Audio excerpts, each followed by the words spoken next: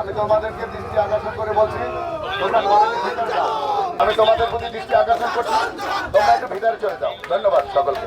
আমার ভাইয়ের রক্ত ঝরে প্রশাসন কি করে?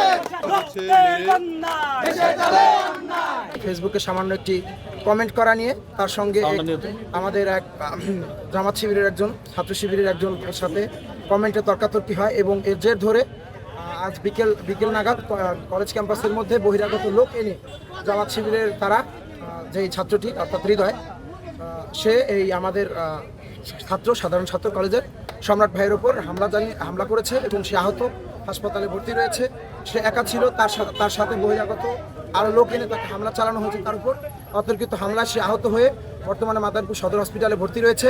আমরা এই বিষয়টিকে কলেজ প্রশাসনকে জানিয়েও কোনো প্রকার আশ্বাস না পেয়ে আমরা এই রাজপথ দখল করার জন্য আন্দোলনে নেমেছি মাদারীপুর সরকারি কলেজের ছাত্রাবাস এবং মাদারীপুর কলেজের সকল ছাত্রছাত্রীদের।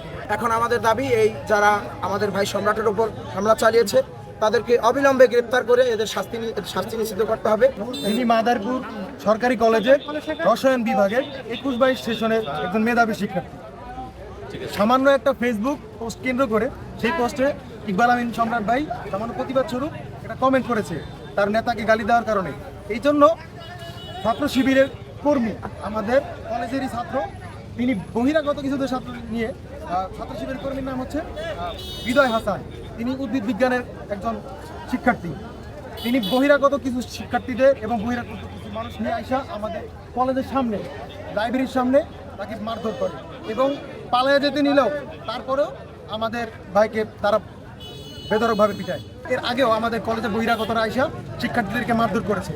এখন আমাদের দাবি হলো ভবিষ্যতে যেন এবং এই অপরাধের জন্য পরিপূর্ণ বিচার হয় এবং ভবিষ্যতেও যেন এই ধরনের কর্মকাণ্ড কলেজে না ঘটে সেই ব্যবস্থা যেন নেওয়া হয়।